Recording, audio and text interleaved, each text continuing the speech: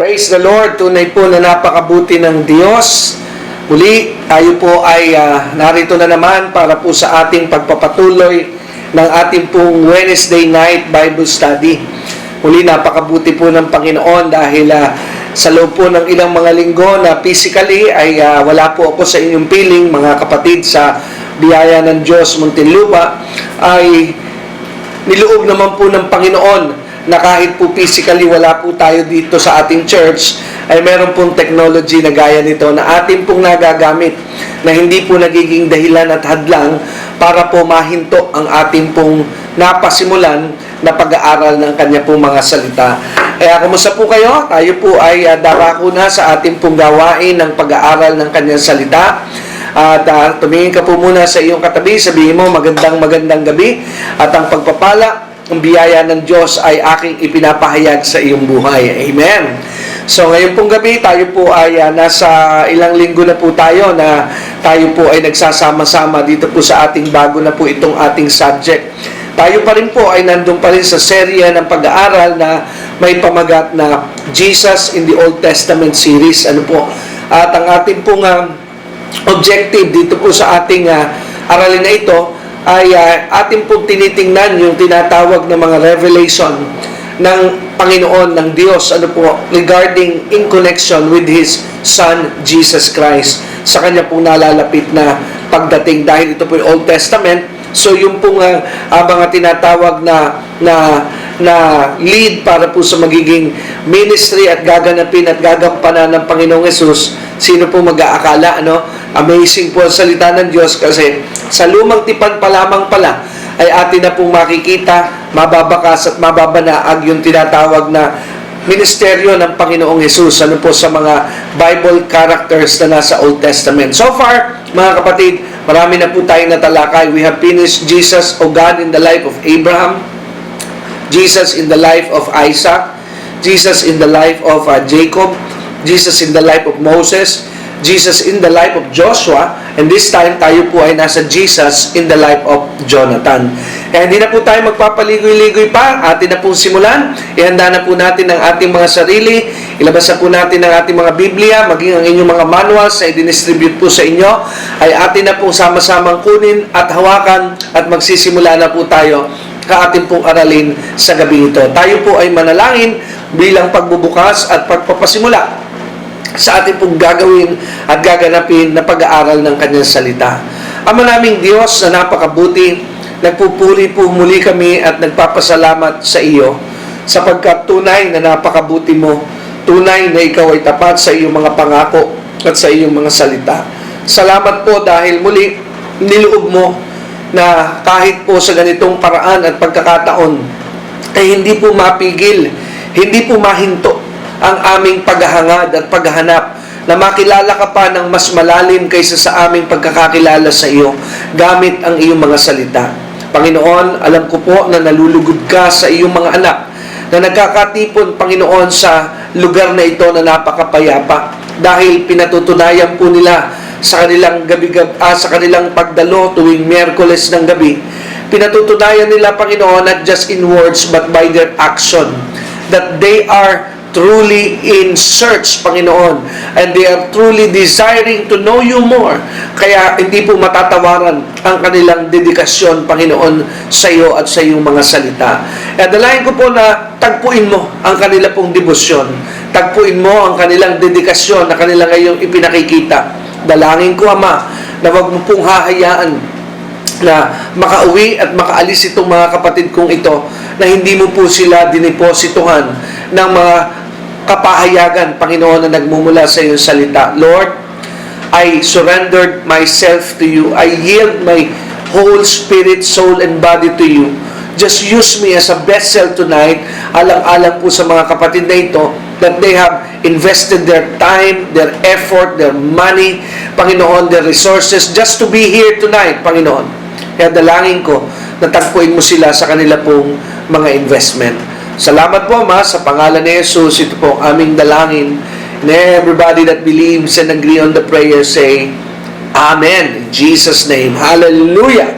Praise God. So muli tayo po ay dumako na sa ating lesson at gaya po ng ating kultura dito po sa ating Bible study every Wednesday night, ay bago po tayo magtuloy do sa ating pong pinag-aaralan, ay tayo po muna ay nagbibigay daan doon sa tinatawag na review para po hindi po tayo madrag, mabigla doon po sa ating idurugtong na ating pong aralin, because this is a series of teaching. Ano po?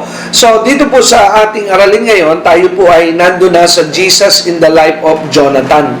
At sa ating pong panimula, ating pong inilatag yung tinatawag na introduction para po ating makilala at maunawaan who is the Jonathan in the Bible. Amen? Sino po itong si Jonathan sa Biblia? Some of you, Jonathan is a popular personality, but to some, Jonathan is unfamiliar. Ano po?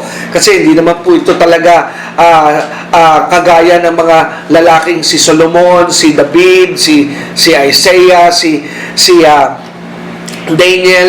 Kaya atin pong minarapat na atin po munang ilatag ang tinatawag na foundation para po sa pagkakakilanlan kung sino po itong si Jonathan. At nasumpungan po natin based sa atin pong nakalipas na aralin that Jonathan was related, blood related sa kauna-unahang hari ng Israel na ang pangalan ay Saul. Siya po ay anak ni Haring Saul na unang-unang hari ng bayan ng Israel. Pero natutunan din po natin that Saul is a classic example of what we call as the will of man compared to the will of God. Siya po kasi ay isang klasikong halimbawa ng isang tinatawag na pagpili ng tao o nasa ng tao pero hindi ito yung talagang perpektong kalooban ng Diyos. Kaya hindi po nagtagal, this rulership, this kingdom leadership ni Saul ay hindi po ito nagtagal at nagtagumpay sa kadahilanan na ito pong tinatawag na kanyang kalagayan is not God's will. Pero ito pong si David ang tinatawag na God's will. Kaya pumalit po si David sa kanyang rulership and leadership as a king. At diyan po umiral ngayon ang tinatawag na istorya ng buhay ni Jonathan at ni David. Kasi Jonathan was connected to David. Nangyari po ang isang pagkakataon na nagkaroon sila ng tinatawag na attachment. Ano po? Nagkaroon po sila ng attachment sa isa't isa na nauwi po sa tinatawag na friendship. Ano po? At itong friendship na na-develop po kay Jonathan at kay David, sino pong mag-aakala na ito po pala ay merong tinatawag na resemblance sa tinatawag na relationship ng Panginoong Yesus sa atin. Because Jesus in the coming days, dahil ito po yung Old Testament, ay meron po palang tinatawag na relasyon na isasagawa sa ating pong kanyang mga tinatawag na mga nilalang at nilikha. That Jesus is not only a God to us, not only a Savior to us, but He also wants us to know that He is a true friend. Ano po? Kaya yun po pala ang sineserve na tinatawag na meaning ng buhay po ni Jonathan kay David. At para po yan ay mapatunayan, siyempre, yun po'y salita ko lamang, at yun po'y aking obserbasyon at konklusyon, but we need details, we need facts, we need evidence, ano po, that will support these facts na akin pong ipinahayag. Kaya po tayo ay nag-aaral. Kaya napakahalaga po na tayo po ay nagbibigay ng panahon sa aralin ng salita ng Diyos. Amen? Kaya natutunan na po natin yung ilang mga tinatawag na ebidensya na mag-uugnay sa tinatawag na resemblance ng buhay ni Jonathan at ang kanyang relasyon kay David sa Panginoong Yesus at ng relasyon niya sa atin. Number 1, ito po yung mga nagdaang ating aralin na natuklasan. Go to your manual. Ang sabi po, a friend lays down his rights. Ano po? So, ang isang tunay na kaibigan ay kanya pong inisa sa isang tabi. Amen? Yung kanyang tinatawag na karapatan. At mapapansin po natin na ipinakita po at ipinamalas yun ni Jonathan because Jonathan was a son of a king. Ano po? He came from a royal family and here comes David who is coming from an ordinary family pero sinaisan tabi po niya yung kanyang kalagayan just for the sake of friendship with David. Same thing with Jesus in the coming days. Nung dumating po ang Panginoon, sabi ng Biblia, He became poor so that we became rich through His poverty. At makikita rin po natin yung kanyang mga tinalikdan. He is a son of God. He reigns and rules with His Father in heaven. Pero bumaba po siya dito sa ibabaw ng lupa para po makidalamhati makibahagi sa ating tinatawag na mga kapigatian. Wow! What a powerful illustration. Amen? So number 2, atin din pong natuklasan that a friend, a true friend, lays down his life. Ano po? Ang tunay na kaibigan ay hinaririyan na iniaalay din niya ang kanyang buhay para sa kanyang kaibigan. At pinakita po yan ni Jonathan dahil alam po natin, natutunan natin sa ating aralin that Saul, kasi yung kanya pong tatay na hari ng Israel during that time, ay hindi po in good terms. Hindi po maganda ang kanyang saloobin at damdamin kay David. Naiinis po siya rito. Kinaiinggitan na niya ito. Nagkakaroon na siya ng bitterness, jealousy, envy.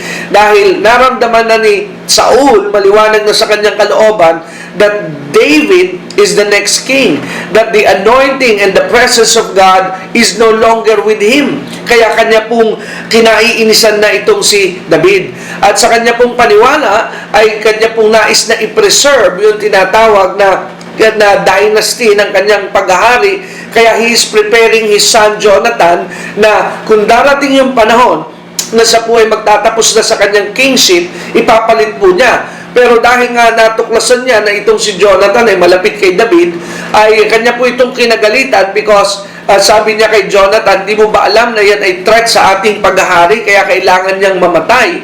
At doon po humarang si Jonathan doon sa balak ng kanyang ama. At kung maaalala po natin, nasibat pa nga si Jonathan ni Saul, nakaiwas lamang. But it doesn't matter to Jonathan. He is willing to lay down his life dahil pumasok po si David at si Jonathan sa tinatawag na covenant. Nung kanila pong isinagawa yung pagpapalitan ng robe, pagpapalitan ng belt, ng sword, at ng arrow, ano po, it's a symbolic of as if it is they are saying to one another, I will lay down my life. Ano po? I will lay down my life to you. Ano po? Kaya yan po yung number 2. Number 3, na atin pong patutunguhin ngayon, which is, ito po yung number 3. Hindi po natin ito na pinag-aralan. Idurugtong na po natin. Now, in your manual, number 3 states that a friend intercedes. Amen? So, number 3, a friend intercedes. Ano po? So, ano po ba sa ating salitang Tagalog, yung salitang intercede? Pag sinabi pong intercede, ito po ay sa Tagalog ay namamagitan. Amen? So, ito po ay nag-go between. Amen? Siya po ang nag-go between, siya po yung nag-mediate, ano po, sa dalawang partido. But for this topic and for this issue, samahan niyo po akong basahin ang salita ng Diyos na ating pong pagbubulay-bulayan at ating pagkukunan ng aralin na ito. Samahan niyo nga po ako sa 1 Samuel. Ano po, buksan po natin ang ating mga Bible sa 1 Samuel. Sa 1 Samuel chapter 19, I will be reading from verse 1 to 6. Ang sabi po ng tala ng unang Samuel, Saul told his son Jonathan and all the attendants to kill David. Wow! But Jonathan was very fond of David and warned him, my father Saul is looking for a chance to kill you. Be on your guard tomorrow morning. Go into hiding and stay there. I will go out and stand with my father in the field where you are. I'll speak to him about you and will tell you what I find out. Jonathan spoke well of David to Saul his father and said to him, let not the king do wrong to his servant David. He has not wronged you, and what he has done has benefited you greatly. He took his life in his hands when he killed the Philistines. The Lord won a great victory for all Israel, and you saw it and were glad. Why then would you do wrong to an innocent man like David by killing him for no reason? Saul listened to Jonathan and took this oath, as surely as the Lord lives, David will not be put to death. Glory to God. Now, tingnan po natin ngayon yung natala sa pangyayari sa 1 Samuel chapter 19. Kung maunawaan po natin sa 1 Samuel chapter 19, ay dito po ay meron pong pangyayari na naunawaan ni Jonathan na anak ni Saul yung tinatawag na intention ng kanyang tatay na hari na ang pangalan ay Saul regarding David. And this intention ni Saul kay David ay hindi po maganda. He is planning to eliminate. He is planning to kill David. Amen? At ito pong lahat ay nag-uugat sa tinatawag na envy. Ano po? Pagkainggit.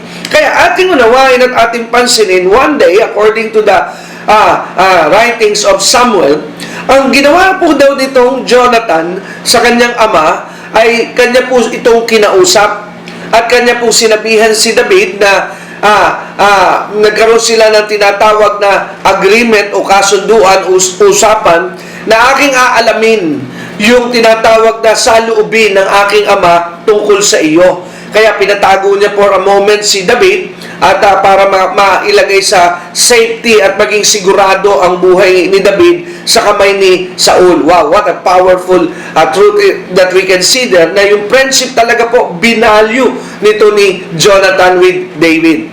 At ayon po doon sa ating nabasa, ay habang yung mag-ama na si Saul at si Jonathan ay nagkaroon ng moments together, nagtanong po si Jonathan sa kanyang ama, kinausap po niya ang kanyang ama regarding the matter that concerns David, his friend.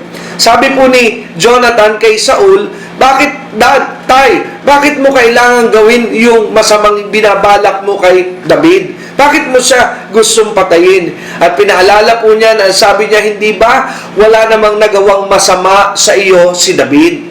Hindi naman siya naging perwisyo sa iyo. At ibinalik pa nga po niya yung kanyang ginawa ni David sa Israel nung pong isinalba ng Diyos sa pamamagitan ni David ang bayan ng Israel sa kamay ng mga Pilisteo.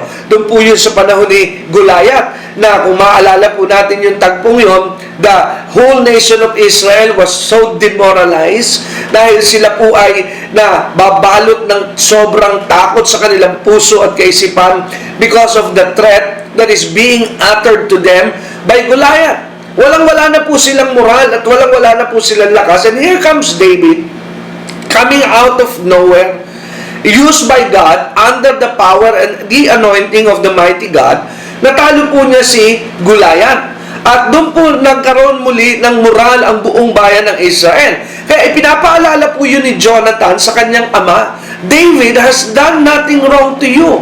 At ang sabi niya, in fact, malaki nga pa ang naitulong ni David sa buong lahi ng Israel. Ano po? So, binabalik niya yung nangyari doon sa tinatawag na Philistine event with Goliath. Ano po? Kaya, ang sabi ni Jonathan, if you would read it back again, ang sabi niya doon sa bandang huli, doon sa chapter 19, verse 1 to 6, ang sabi niya, why then would you do wrong to an innocent man like David by killing him for no reason? So sabi niya, bakit mo kailangan pang patayin ang isang inosenteng tao na gaya ni David na wala namang sapat na dahilan? Amen? At ang sabi po rito, dahil po doon sa bagay na binitawan ni Jonathan na yon sa kanyang ama. So, if you would notice, what is happening here now is Jonathan is interceding. Amen? He is interceding on behalf of David. Because David, during that time, could not stand in front of Saul because Saul was so mad. Galit na galit po sa kanya si Saul, kaya wala po siyang kapangyarihan na tumayo sa harapan ni Saul. So Jonathan do something extraordinary for David, and that extraordinary is called intercession. Siya po ay namagitan para po sa kapakanan ni David, para po hindi na ituloy ni Saul yung kanya pong masamang binabalak at ninanasa na gawin kanino? Kay David.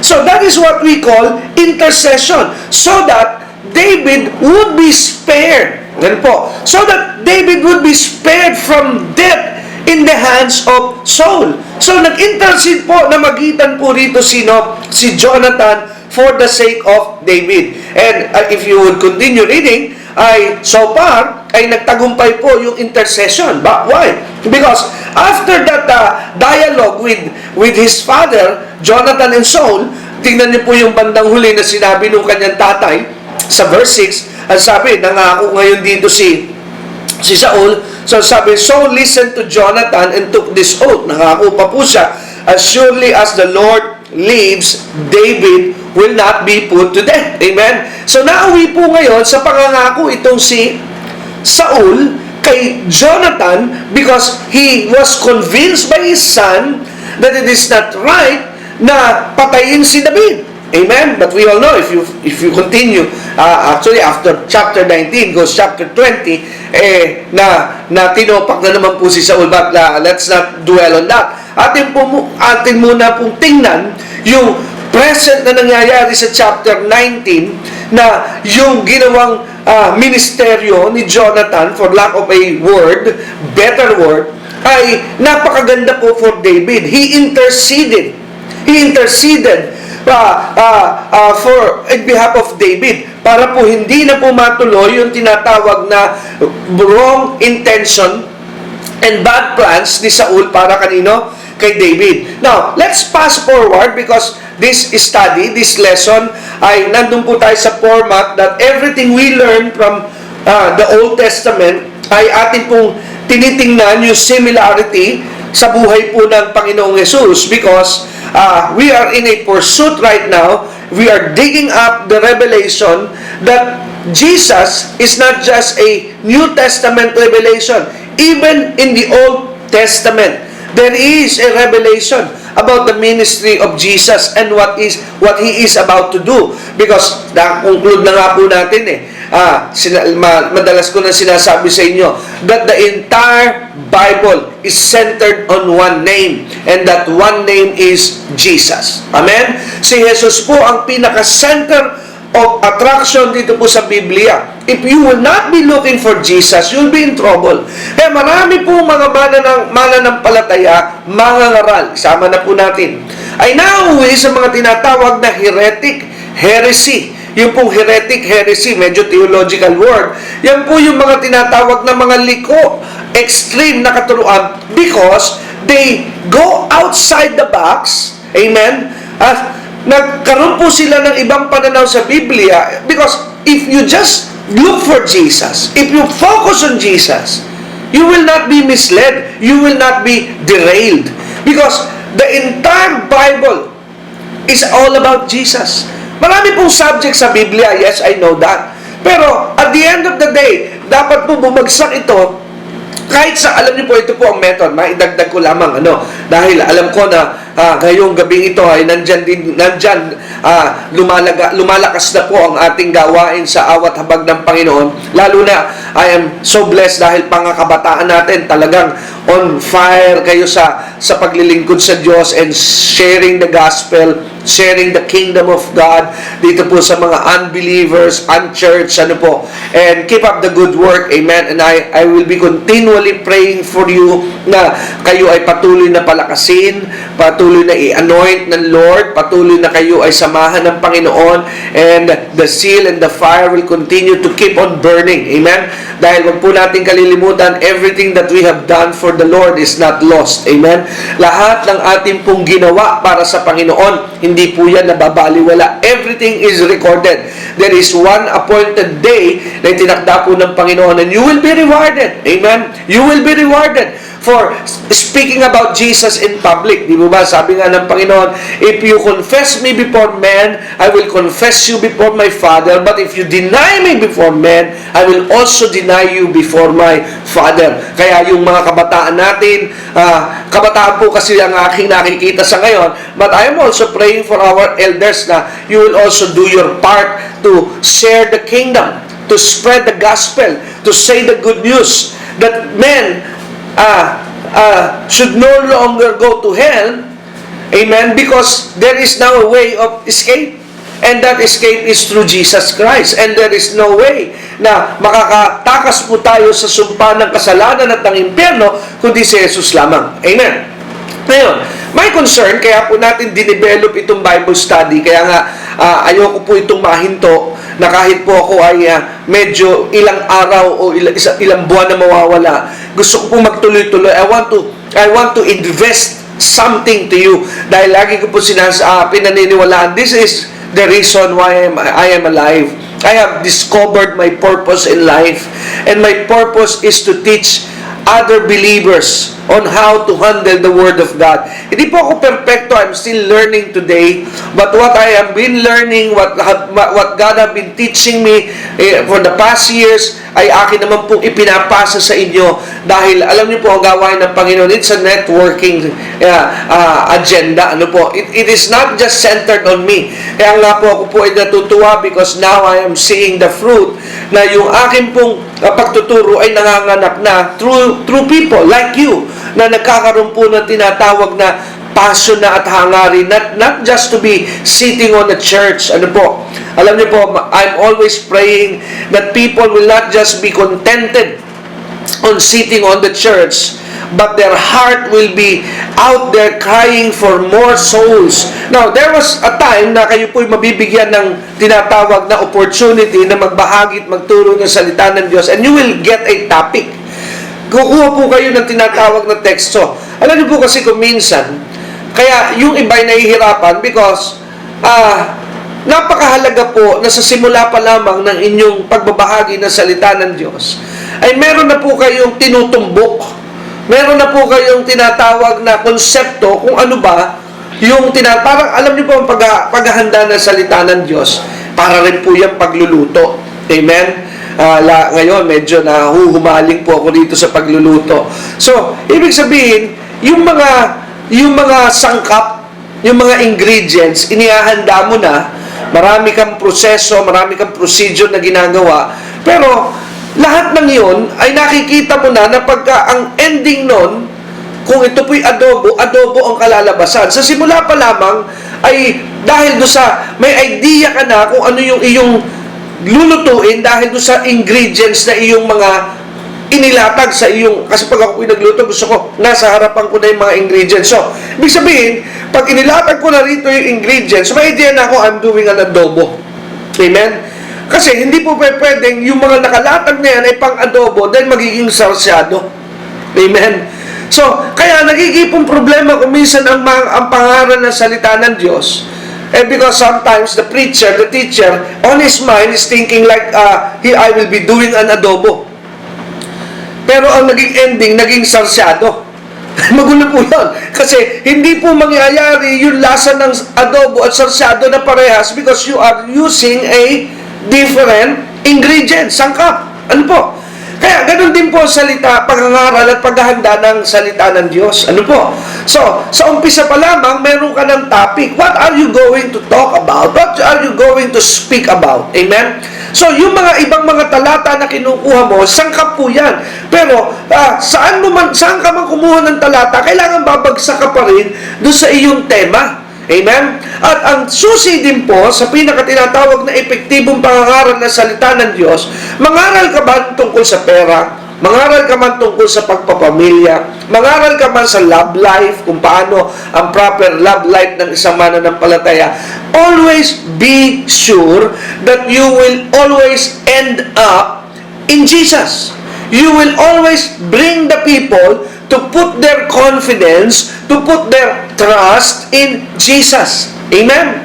Because Jesus is the source of everything. We cannot have a strong family without Jesus. We cannot have a strong business without Jesus.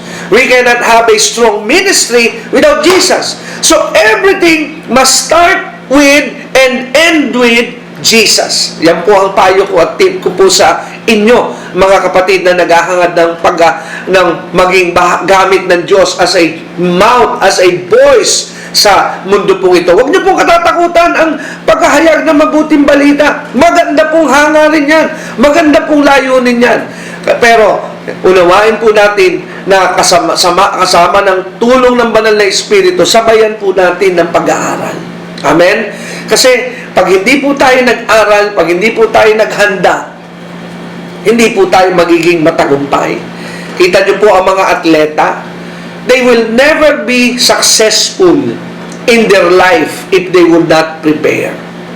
Ganun din po ang buhay ng pangangaral. You have to prepare yourself. You have to prepare ahead of time because your life is one of the sermon. At tingnan po natin dito sa tagpong ito. So si Jonathan ay dinemonstrate na po niya, magbalik na po tayo. Pinakita po sa ginawa ni Jonathan that he interceded. He pleaded for the life of David para po i-spare ng kanyang ama na si Saul. Amen. So it just shows that he interceded for David. Now, let's fast forward to the New Testament.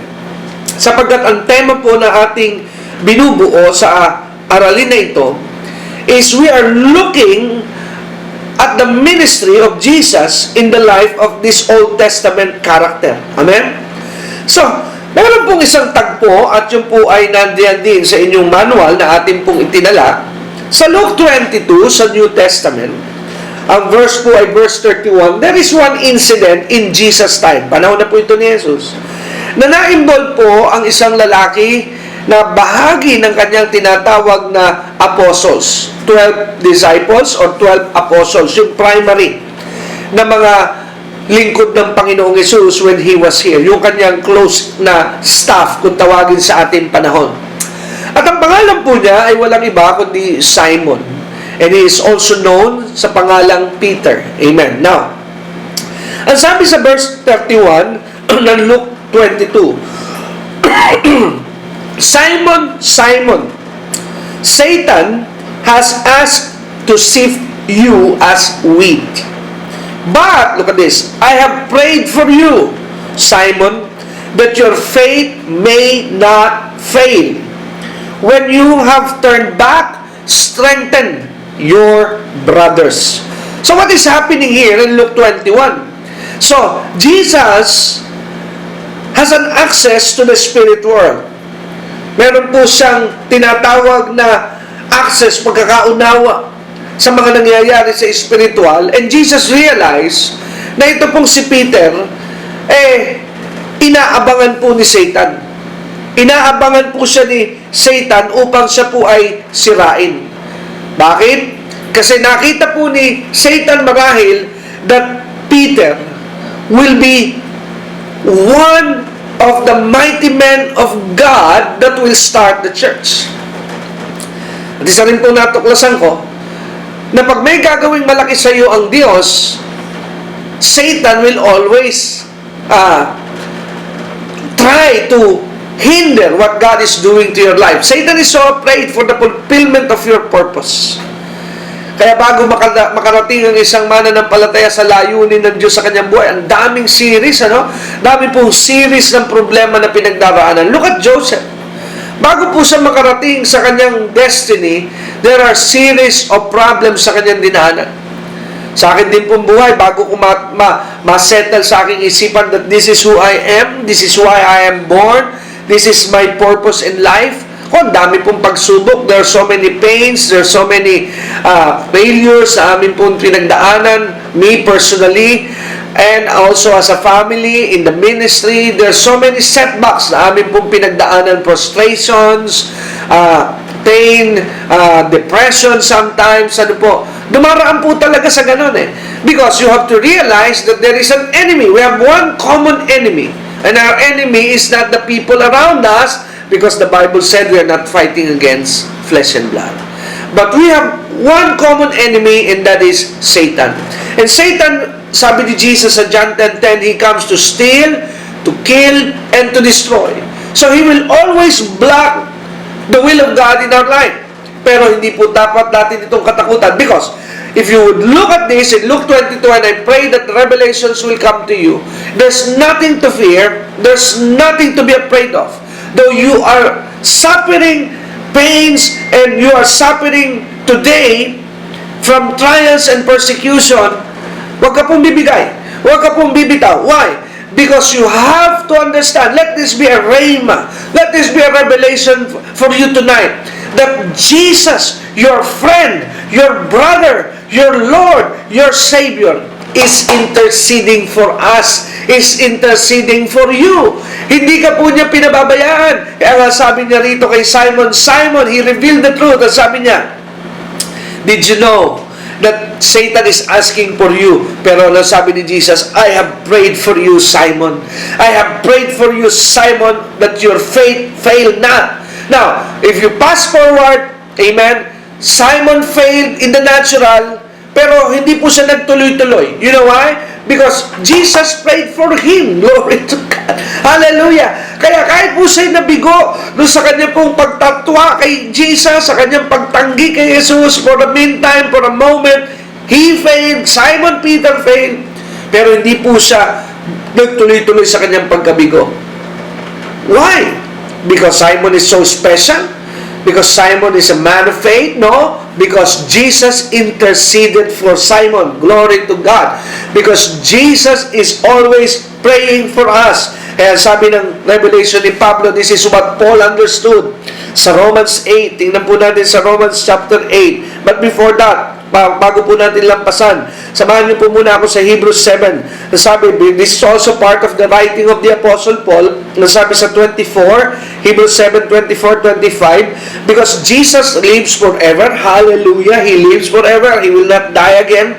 He has a permanent priesthood. Permanent priesthood. Hindi na po kagaya sa Old Testament that priesthood or priestly office is changed from time to time. But Jesus now has gained an permanent priesthood.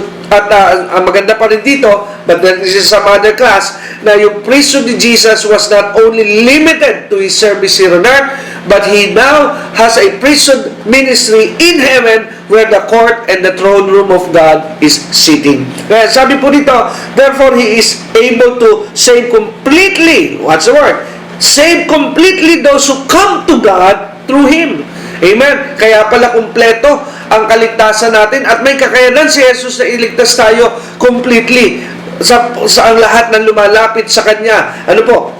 Sabi to those who come to God through Him because He always lives, glory to God, to intercede for them. So, dahil ang Panginoong Jesus daw ay nabubuhay ng panghabang buhay para ano? Para mamagitan. That's the word intercede. Para mamamagitan sa iyo at sa akin. So, in heaven, we are being always accused by Satan that Satan, it's evident in the life of Job, if you're familiar, na ang trabaho ni Satanas, ang usahan tayo doon, siraan doon Sabihin, si ganito, walang kwentang Kristiyano yan, mahina yan, hindi mo dapat siyang pagkatiwalaan. But Jesus is there, interceding for you and saying to His Father, no, Father, you have to believe in Him because I believe in Him and I bought Him with my blood and I save Him. Amen? So, Jesus is interceding for us.